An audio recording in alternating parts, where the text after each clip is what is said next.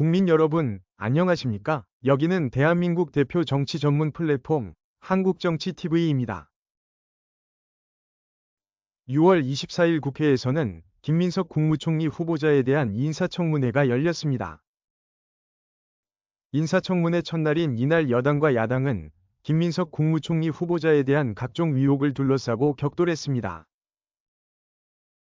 특히 이날 청문회는 국무총리 인사청문회로는 사상 처음으로 증인과 참고인 없이 진행됐습니다. 여당과 야당이 증인 채택 합의에 실패했기 때문입니다. 이런 상황을 보여주듯 이날 열린 첫날의 청문회는 여야가 증인 채택 합의 실패의 책임을 서로에게 떠넘기는 내탁 공방을 벌이는 것으로 시작됐습니다. 먼저 인사청문 특위의 국민의힘 간사인 배준영 의원은 더불어민주당 측을 비난했습니다.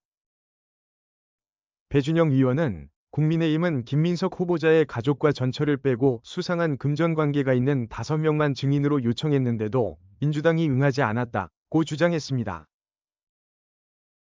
이에 대해 특위의 민주당 간사인 김현 의원은 민주주의 최고의 마지막 수단인 표결로 채택하면 되는 것이라고 응수했습니다. 그러면서 특위위원장이 협상이 안 되면 결렬된 것으로 하자고 해서 최종적으로 증인 없이 청문회가 개최된 것이라고 주장했습니다. 참고로 이종배 인사청문특위 위원장은 국민의힘 소속입니다. 이것은 이번 청문회가 증인 없이 열리게 된 책임을 국민의힘에게로 돌린 것이라고 할 수 있습니다. 한편 김민석 후보자는 야당이 제기한 재산 관련 의혹 등에 대해서 나름대로 해명했습니다. 청문회에 앞서 야당은 김민석 후보자가 최근 5년 동안 국회의원 세비 수입 5억여 원보다 8억 원이 많은 13억 원을 각종 용도로 지출한 것에 대해 의혹을 제기해왔습니다. 이에 대해 김민석 후보자는 장인상 조의금 1억 6천만 원, 출판기념회 2억 5천만 원, 처가의 지원 2억 원, 전처의 아들 유학비 지원 2억 원 등으로 자금의 출처를 설명했습니다. 김민석 후보자는 축의금, 조회금을 신고할 방식이 없지 않으냐면서 기억하는 방식이라고 말했습니다. 또 처가에서 지원받은 2억 원에 대해서는 청문회 직전에 증여세를 처리했다고 주장했습니다. 그리고 이렇게 모인 액수는 사회적인 통념에 비춰보면 다 감사한 액수이긴 하지만 과하게 넘는 경우는 없는 것으로 확인됐다는 주장도 했습니다. 이어서 아예 그런 것도 받지 않았으면 더 좋았겠다 하는 아쉬움을 갖고 있다고 밝혔습니다. 하지만 김민석 후보자는 자금 출처에 대한 자료는 제출하지 않았습니다. 또한 김민석 후보자는 아들의 동아리 활동을 입법으로 지원했다는 의혹과 본인의 칭화대 석사 학위 취득 과정에 대한 논란에 대해서도 사실과 다르다고 반박했습니다.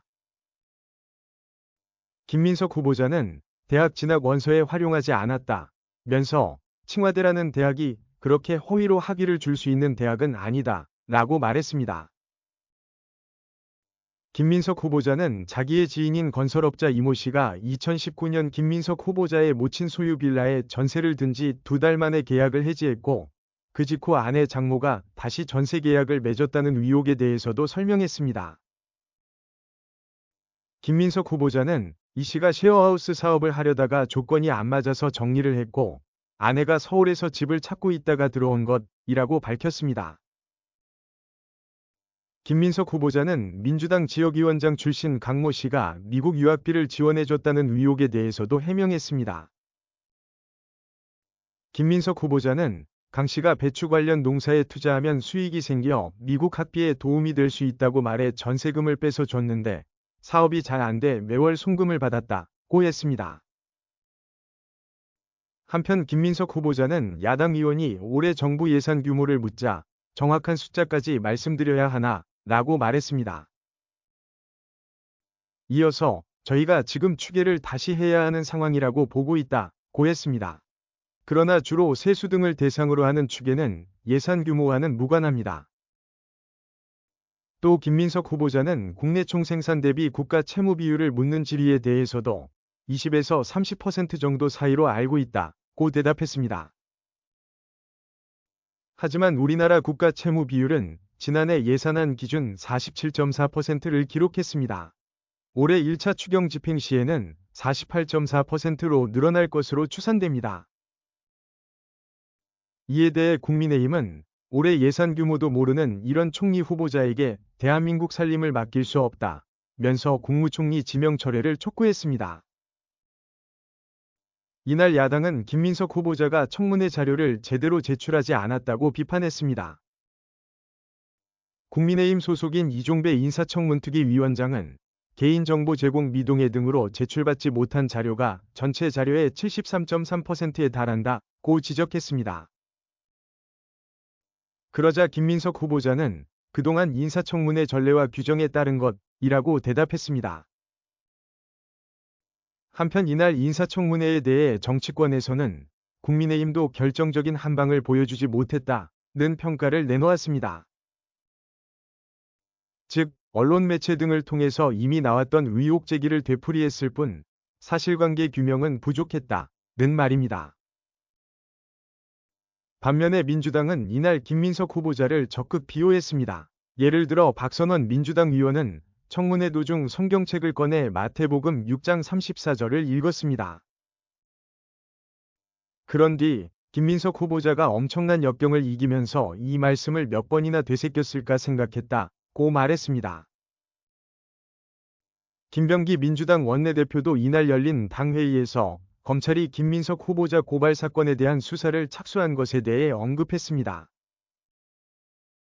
그러면서 검찰에 미리 경고한다. 수사를 핑계로 총리 인사에 개입한다면 절대 좌시하지 않겠다고 했습니다. 한편 김민석 후보자의 2일차 청문회는 6월 25일 다시 열립니다. 시청해주셔서 감사합니다. 한국정치TV는 국내 최초로 탄생한 중립적, 객관적, 과학적, 불편부당한 독립정치 미디어입니다. 여러분의 구독과 알림, 자발적인 후원은 채널의 제작과 운영에 큰 힘이 됩니다.